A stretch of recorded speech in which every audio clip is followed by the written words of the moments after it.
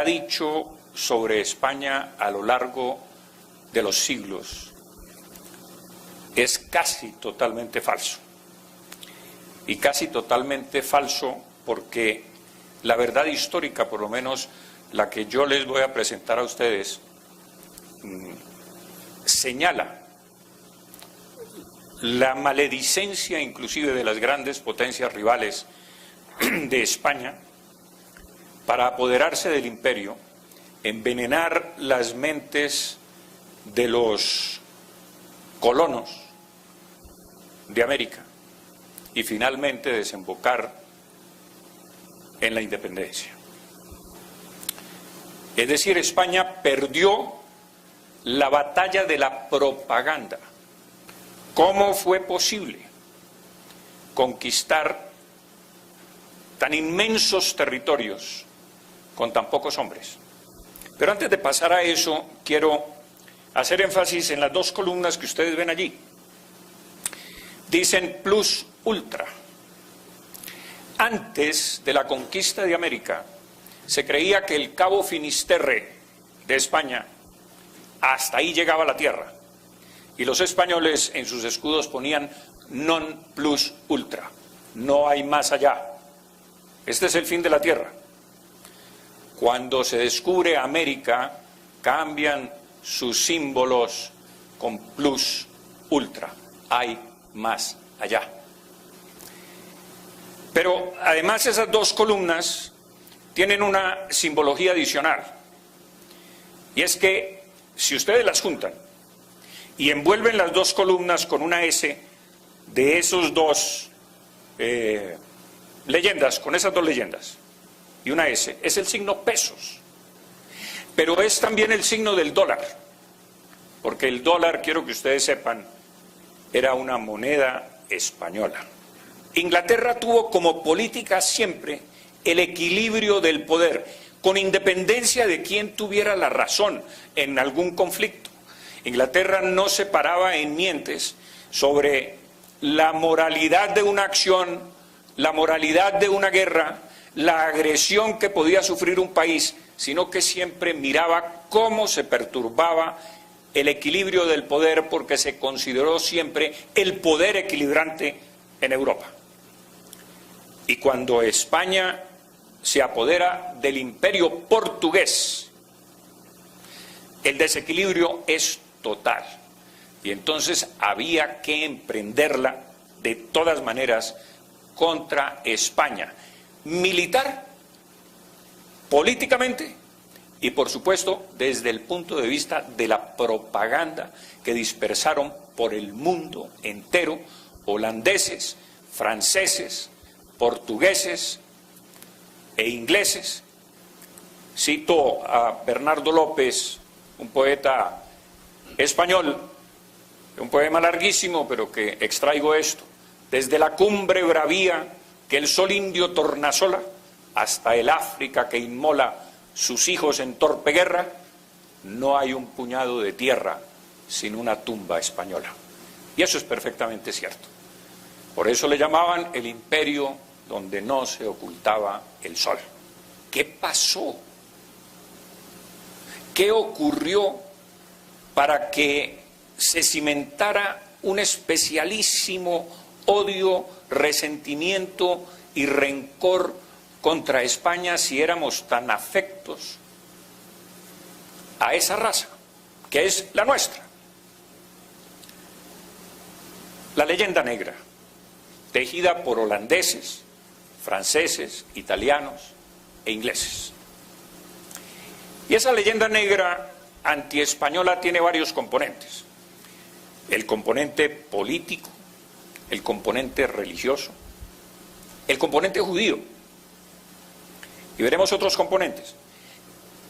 La guerra contra los moros dura 800 años, se dice muy rápido, señores, pero son 800 años de desangre, y 300 más en el resto de Europa. Son 1100 años de guerra. España no tuvo paz un solo momento en su historia, ni como país que expulsa a los moros, a los invasores, ni como país hegemónico, que cabe decir, y es importante recalcar, es la primera nación europea. El resto de Europa está fraccionada en principados, rivalidades, etcétera. España se consolida como una sociedad unitaria. Es el mundo contra España. ¿Y qué pasó con el tema judío? Bueno, todos sabemos que por razones religiosas, quizás por algunas exageraciones, quizás por algunas inquinas, Isabel decide expulsar a los judíos de España para unificar la corona de Castilla con la corona de Aragón y unificar el resto del país. Y los expulsan. Los que se quedan no pierden sus propiedades y los que se van pueden llevarlas. Es decir, sus pertenencias, su oro, evidentemente sus casas no, pero sus valores sí. Pero es que España no es el único país que expulsó a los judíos. Inglaterra los expulsa en 1290, Francia en 1306, 1321 y 1394, Alemania e Italia en el siglo XIV y en el siglo XVI, Hungría en el 1349, Austria en 1421, Lituania en 1445 y 1495, Portugal en 1497, Bohemia y Moravia en 1744. Pero la única expulsión, señores, que se conoce es la española. El tema indígena, que parte de Bartolomé de las Casas, un fraile que observó, por supuesto, algunos abusos de los conquistadores españoles. Pero esa no era una política de la corona, y además era seriamente castigada. Y esos abusos no podían generalizarse.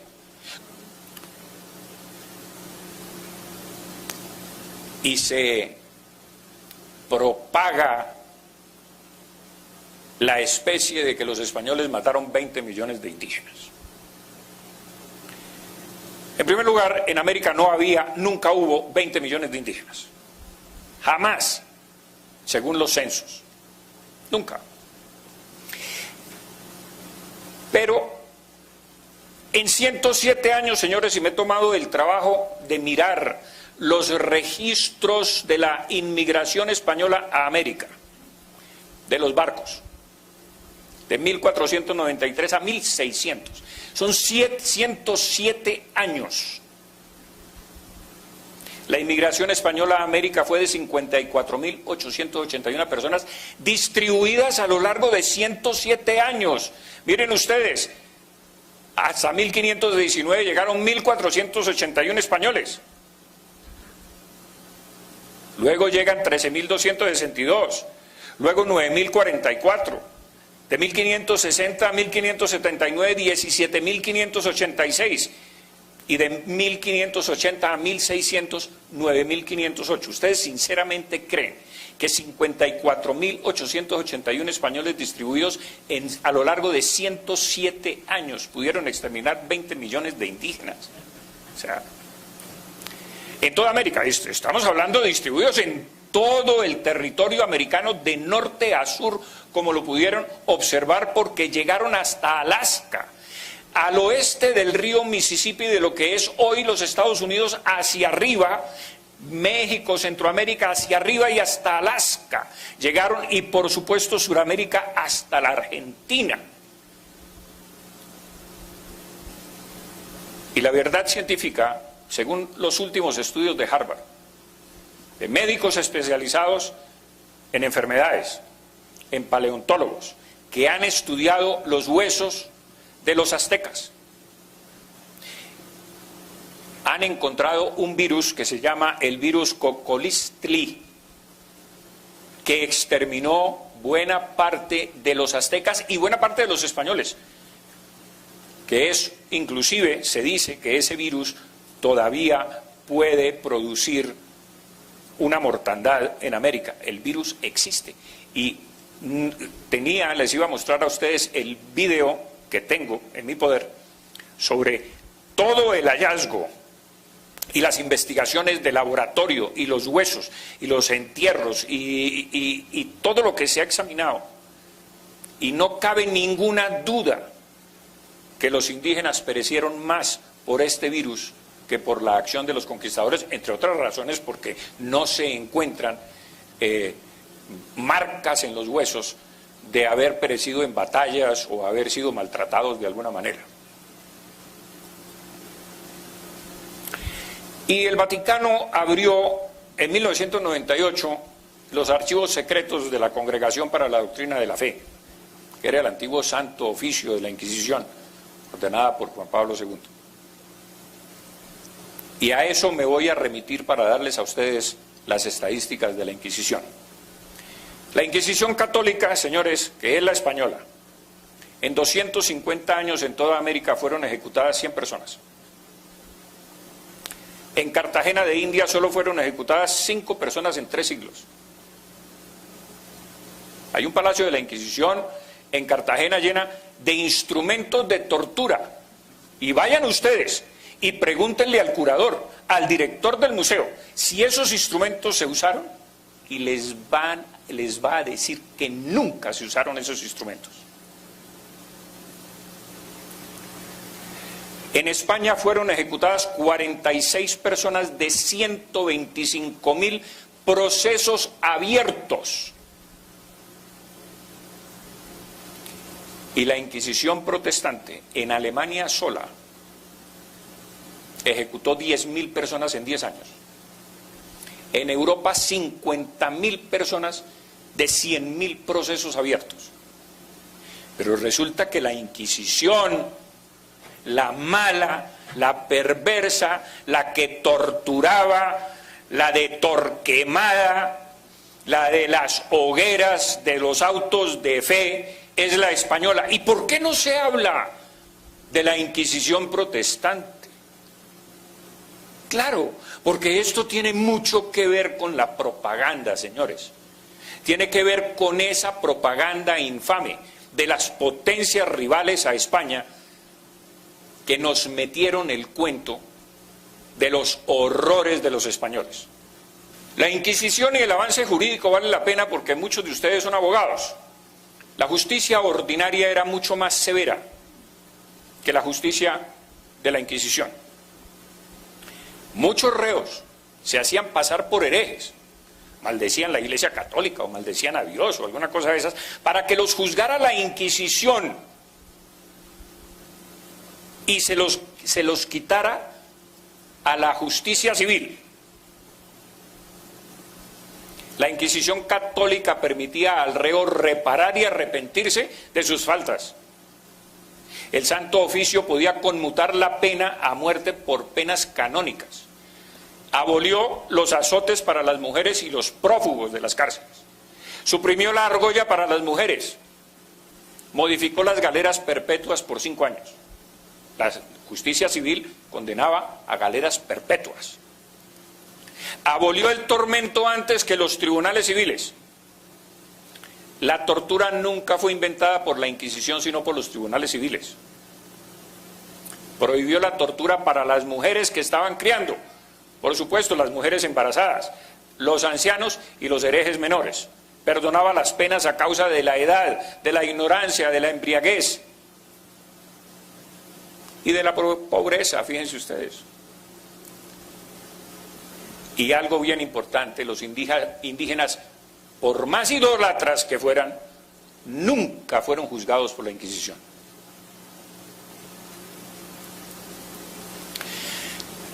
Y el oscurantismo español, la persecución a la libertad de prensa, la libertad de imprimir el pensamiento de un escritor.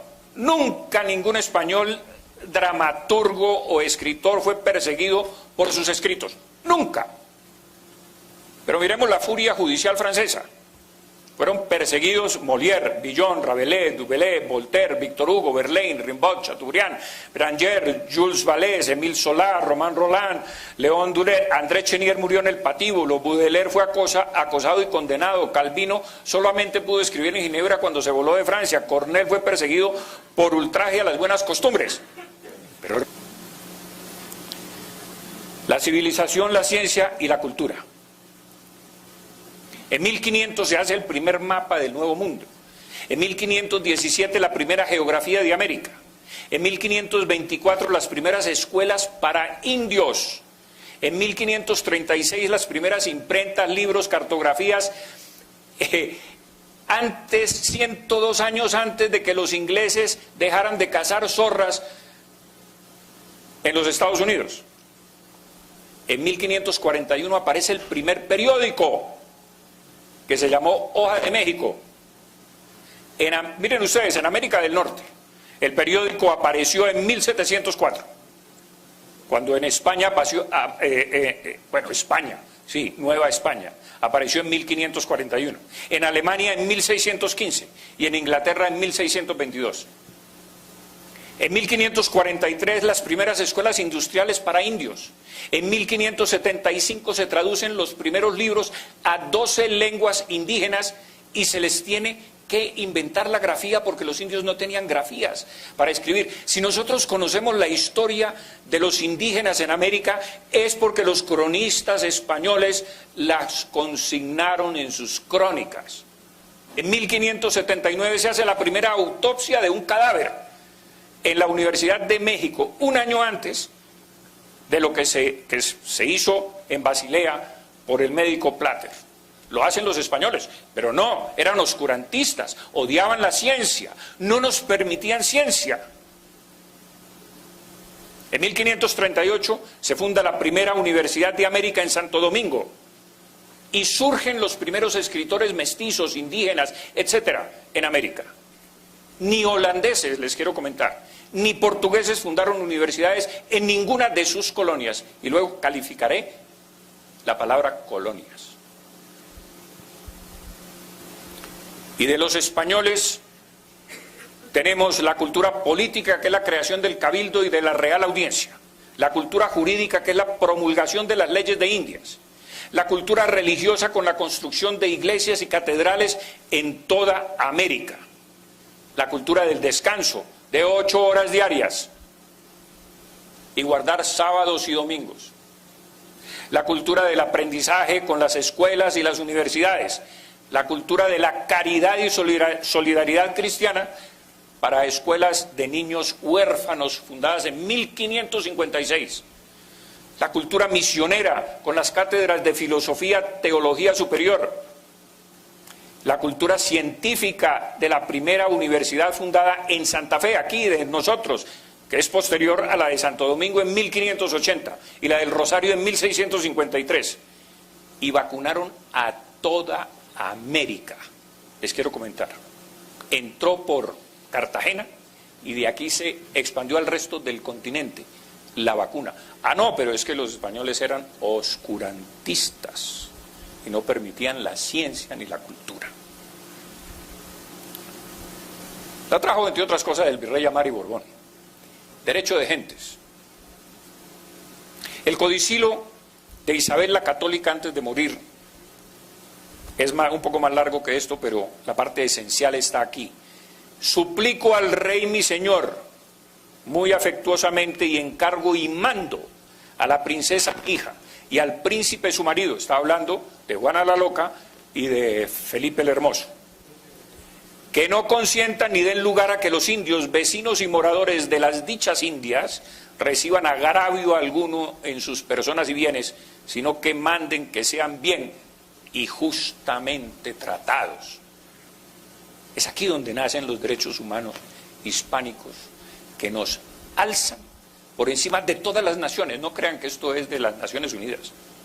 Esto nació con Isabel la Católica y con las leyes de Indias. El respeto, por lo menos formal, no quiere decir que no hubiera abusos. Por supuesto que los había, pero abusos individuales. Esto no era política de la corona española.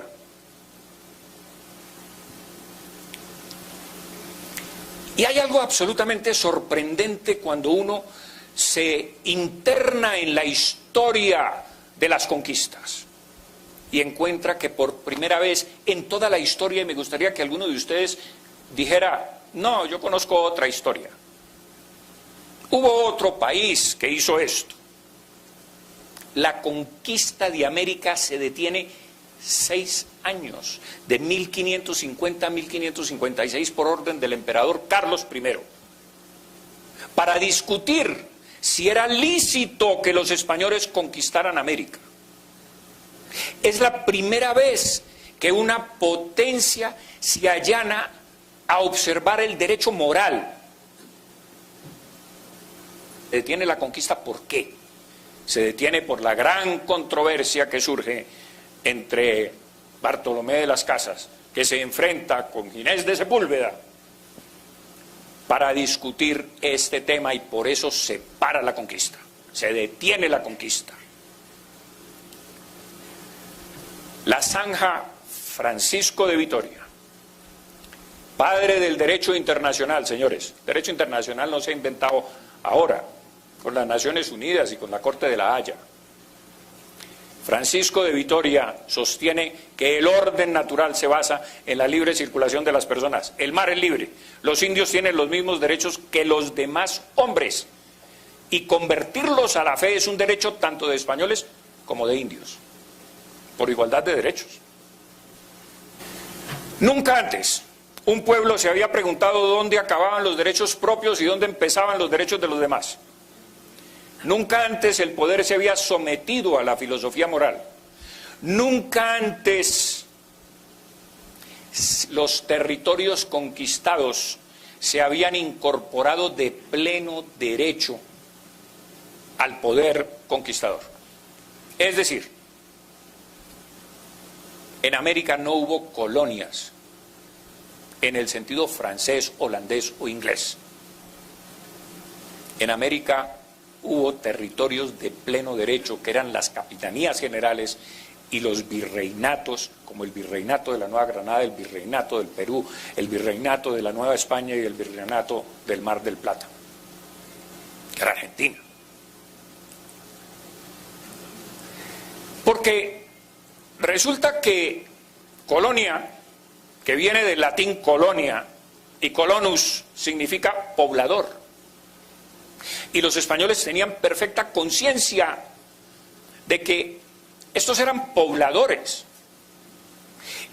Y si alguna vez se le llamó colonia a estos territorios, se les llamó en las Cortes de Cádiz en 1812, con alguien que quiso denostar de la conquista española de América. Y por primera vez se le llamó colonias. Entre otras cosas, les quiero comentar a ustedes que en Cuba, en Honduras, en Guatemala y en México, colonias se le llama a los barrios. Ustedes van a La Habana, resulta que el barrio Miramar no se llama barrio Miramar, se dice colonia Miramar. Y en España, en muchas ciudades, a los barrios se les llama colonias. Entonces lo que no se puede es, o hay que tener, mejor dicho, cuidado para saber qué era colonia para los españoles y qué era colonia para los británicos, franceses y holandeses. Para ellos eran factorías. ¿Y cómo demuestro yo eso? ¿Colonias americanas o provincias? Miren, señores, Camilo Torres lo dice. Considerando vuestra majestad que los vastos y preciosos dominios de América no son colonias o factorías, como las de otras naciones, sino una parte esencial e integrante de la monarquía española. Tan españoles somos, dice él en su memorial de agravios, como los descendientes de don Pelayo, y tan acreedores por esta razón a las distinciones, privilegios y prerrogativas del resto de la nación española, como los que salidos de las montañas expelieron a los moros. Miremos el esclavismo. España nunca fue una nación esclavista. A España le impusieron la esclavitud los diferentes tratados, entre ellos el de Utrecht. para reconocer la legitimidad de Felipe V después de la guerra de sucesión española de 1700 a 1713, señores. Las potencias se aliaron contra España para aniquilarla. Y España salió triunfante de una guerra de 13 años, que entre otras cosas ahí se distinguió el gran marino Blas de Lezo, cuyo libro usted lo tiene aquí. Cuando estaba muy joven auxilió a Barcelona y todo, y en esta guerra terrible, porque los británicos no querían un Borbón en el trono español, porque otro Borbón estaba en el trono francés y había un pacto de familia y se desequilibraba el poder. Y entonces recurrieron a la guerra para imponer a una Austria en España, para sacar al Borbón, que era nieto de Luis XIV, el Rey Sol. Felipe V, duque de Anjou. Y entonces, por el Tratado de Utrecht, para que hubiera paz en Europa, España accede a traer negros a América. Impuestos, 144.000 los traen a razón de 4.800 al año en los barcos ingleses, que por eso surge la guerra de la Oreja de Jenkins y la invasión de los ingleses y el ataque a Cartagena de Indias en 1741. Miremos la esclavitud. Francia, en las Antillas, el 77% de la población era esclava. Gran Bretaña, el 84% de la población era esclava. Jamaica, el 85%. En Estados Unidos, el 70%. Miremos España, el 11% en las Antillas, comparado con el 77% y el 85%. En Cuba, el 29%, que era donde más esclavitud había. Y en México, el 0,02%. La fuente es de Humboldt, no es mía. Y los poderes públicos, el absolutismo Borbón, el absolutismo español, y he llegado a varias conclusiones. Los poderes públicos estaban divididos en la Real Audiencia, que era el poder ejecutivo, y en los cabildos, que eran pequeños parlamentos descentralizados en las ciudades. Cada ciudad con sus territorios de influencia judicial, política, estaban descentralizados y tenían sus propias ordenanzas, sus propias leyes, como hoy los Estados Unidos en los distintos estados. Tenía funciones judiciales el cabildo. Había alcalde de primer voto y alcalde de segundo voto, que eran los que dictaban sentencia. Por supuesto, las sentencias eran colegiadas con el resto de cabildantes. Y la Real Audiencia era el poder ejecutivo, que tenía también funciones judiciales, porque era la segunda instancia, pero que en realidad tenía dos instancias. Era el poder equilibrante entre el cabildo, que era el parlamento, y el poder ejecutivo. Pero miremos Inglaterra, porque tenemos una visión distorsionada de lo que significó Inglaterra. Ah, la libérrima Inglaterra, es que allá sí hay libertades y son demócratas. El 1% de la población en Inglaterra podía votar porque se les requería una renta de entre 300 y 600 libras para poder votar. Y en Francia, después de 600.000 guillotinados por la Revolución Francesa, solo puede votar el 0,0025% de la población. ¿Quién podía votar aquí en las alcaldías? La votación era por cooptación, por supuesto, no había sufragio universal como hoy lo tenemos. Y el orden de las sentencias para los abogados seguía este orden estricto. Primero la ley, segundo la doctrina, tercero las costumbres, es decir, fueros. Y cuarto, la creación jurídica ejemplar, que era una especie de unificación de sentencias. El Cabildo era la primera instancia, la audiencia la segunda instancia, el Consejo de Indias la tercera instancia y la cuarta instancia era el rey. Porque usted le podía suplicar al rey, mire, todos estos piscos me están atropellando, sálveme majestad, mire, este es mi alegato. Y a veces lo hacía. Por ejemplo, con María Antonia, hermana de Simón Bolívar, le escribe una carta sentidísima a Fernando VII, pidiéndole que las autoridades y todo el pleito que ella tenía por sus propiedades en Caracas, se las habían confiscado por ser hermana de Bolívar. Y le pide al rey. Y el rey efectivamente ordena el desembargo de sus propiedades, porque ella no tenía nada que ver con la guerra de independencia. Y es más, les cuento otro detalle, le asigna una pensión de 1.000 pesos anuales porque se estaba muriendo de hambre en La Habana. Los oidores, que eran de la Real Audiencia, eran nombrados por el rey, que era el poder ejecutivo, como ya di.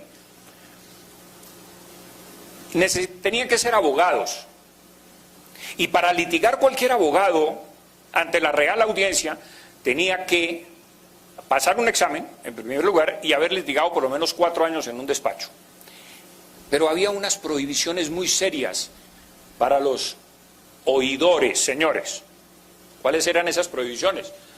No sé si tú las conozcas, pero te vas a aterrar. Creo que ustedes se van a aterrar. Los oidores no podían casarse en el territorio de su jurisdicción. No podían ir a bautizos. No podían hacer visitas a sus amigos. No podían tener finca raíz.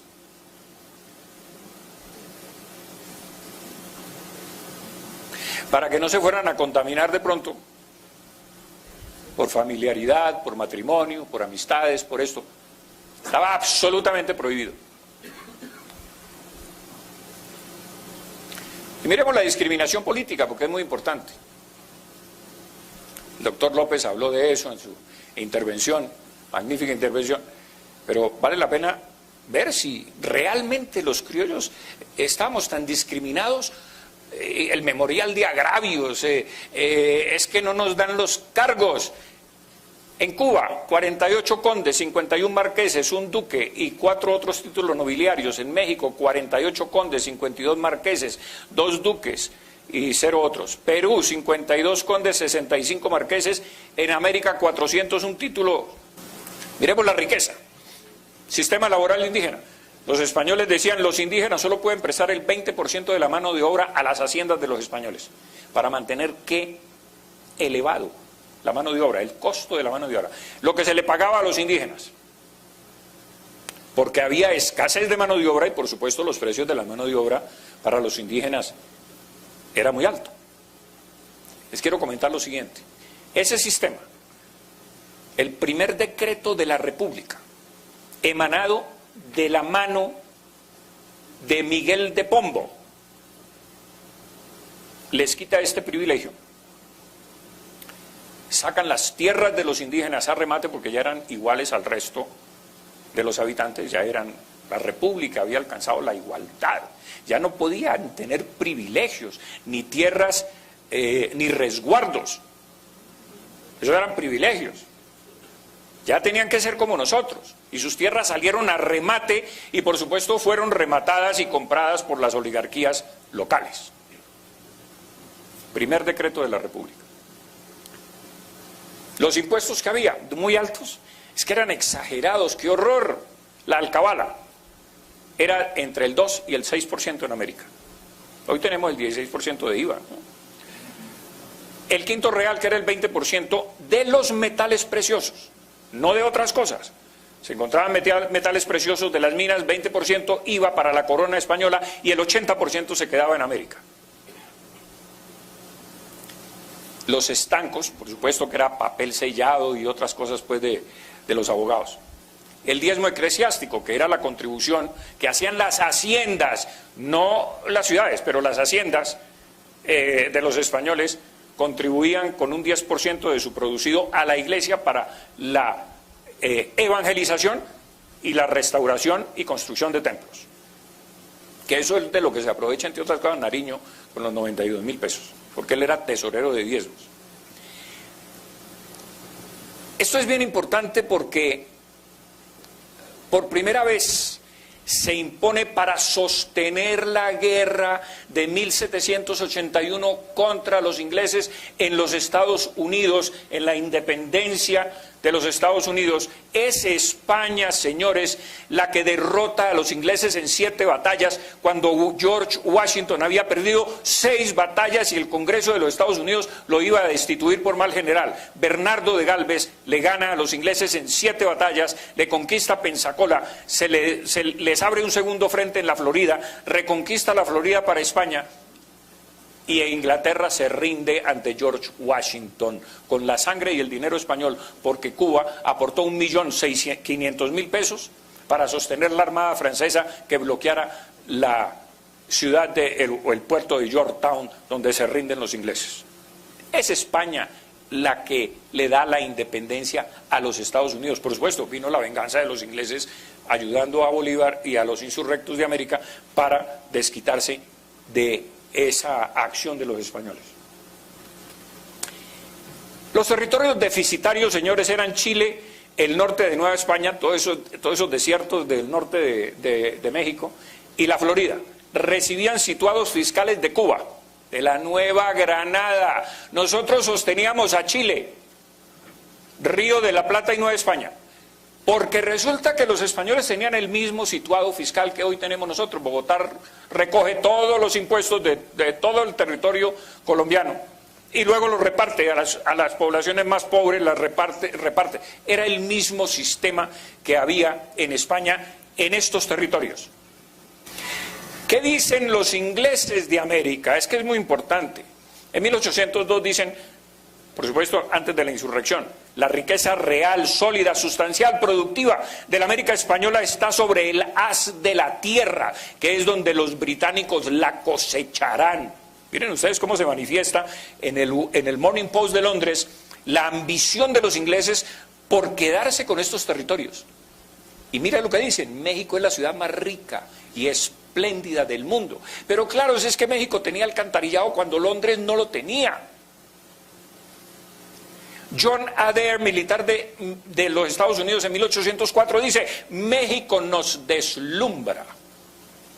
Y este fraile inglés, Thomas Gage, dice que México es una de las ciudades más ricas y grandes del mundo, que para los 30.000 o 40.000 habitantes, que más o menos se estimaba, había 15.000 coches. Mire usted, casi el 50% tenía carro.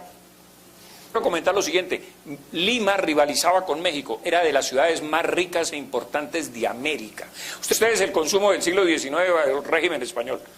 Carne, estamos hablando per cápita.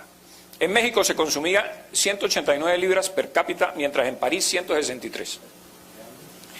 Esto es la fuente es de Humboldt, cuando viene a América sobre 1800, en el siglo XIX, antes de la Revolución. El salario en México, si cogemos un salario de un obrero mexicano de la época, digamos el 100%, para medir los otros, en Bengala, que era una posesión inglesa, ganaba un bengalés, un jornalero bengalés, el 20% de lo que ganaba un mexicano.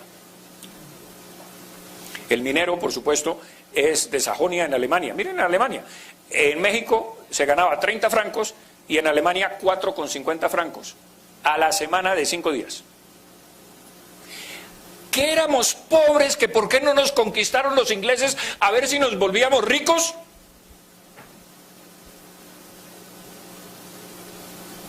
No, no éramos pobres. Y la prueba, entre otras cosas, de que no éramos pobres es que los ingleses asaltaban todas las costas nuestras en busca de riquezas y asaltaron a Cartagena varias veces. Los piratas. Y los piratas venían a buscar pobreza y a llevarse unos cuantos cacharros de Cartagena. No. O sea, yo creo que con un poquito de imaginación y centrarnos un poquito en lo que realmente significó América, nos destruye todas esas manoseadas teorías que nos han metido desde los colegios.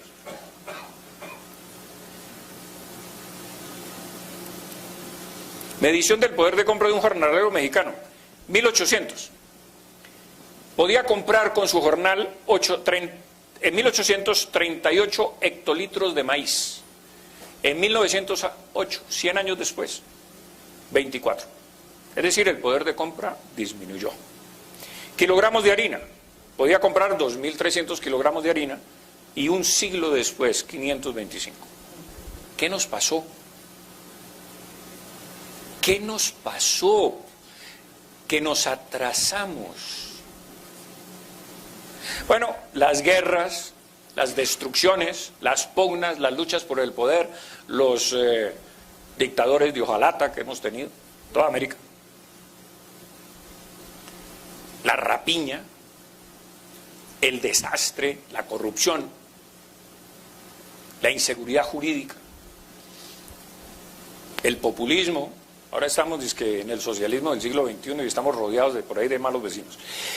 La involución de la frontera geográfica. Miren ustedes lo que pasa en América. En comparación con lo que pasa en los Estados Unidos. Los gringos amplían la frontera geográfica y se extienden sobre todas las tierras mexicanas, que eran tierras españolas, y las ocupan por la debilidad de México y las pugnas y todo lo que pasaba en México después de que sacaron a los españoles de allá, y las ocupan. Ellos amplían la frontera geográfica y económica, mientras América se fracciona e involuciona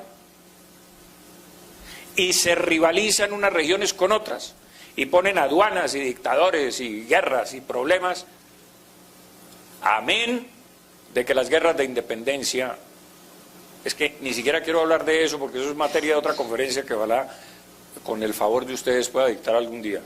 Venezuela quedó, por ejemplo, destruida, absolutamente arrasada. Quedó Venezuela. Los empresarios huyeron, se tiraban al mar, hacían lo que fuera, sacando lo poco que tenían y huyendo del horror de Venezuela. Del horror. Y no quiero comentarles a ustedes porque al no profundizar sobre el tema van a creer que es que yo soy un antibolivariano o un antiindependentista o un anti lo que ustedes quieran, pero los hechos concretos es que Bolívar causaba horror. En Venezuela, en Cartagena los recibieron a tiros y no lo dejaron entrar. Aquí los recibieron a tiros en Bogotá y saqueó la ciudad y ordenó violar mujeres durante 48 horas a sus 2.000 tropas venezolanas. Es histórico. Esto no es un cuento mío. Está en las cartas de él y las cartas de Fernández Madrid que le reclama ese hecho. El horror, la destrucción de la riqueza es lo que ocurre. Él mismo lo reconoce. Hemos destruido absolutamente todo, dice él. Y les voy a citar a ustedes, por último, la frase, quiero cerrar esta conferencia con la frase suya. Conciudadanos, me ruborizo al decirlo. La independencia es el único bien que hemos adquirido a costa de todos los demás.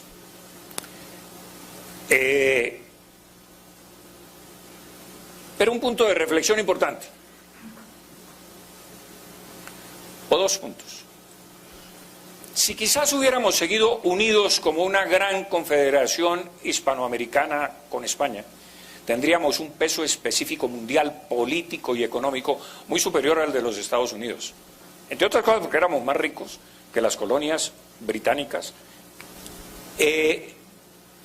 Pero fíjense ustedes lo que ocurre. Hoy, cuando hay cualquier problema internacional, todos los sajones se unen en esa confederación que tiene implícita, tal. Inclusive algunos países como Australia, el Canadá, etcétera, todavía están con gobernadores que manda la reina Isabel de Inglaterra. Si nosotros hubiéramos mantenido ese esquema, tendríamos mucho más Producto Interno Bruto que los Estados Unidos y tendríamos un peso específico mundial con 500 millones de habitantes, o con más de 500 millones de habitantes. En el mundo contaríamos. Pero entonces eso me lleva a la siguiente reflexión. independencia. Porque Bolívar habla de la independencia. Pero es que cuando uno se empobrece, cuando uno llega a la miseria en que nosotros llegamos en 1900, cuando entramos en el siglo XX absolutamente empobrecidos, hoy inclusive con la relativa afluencia económica que tenemos, ¿somos realmente independientes? Mire, los pobres nunca han sido independientes. La pobreza no da independencia, da mucha más dependencia. Nosotros dependemos de Estados Unidos, de Europa, de lo que digan.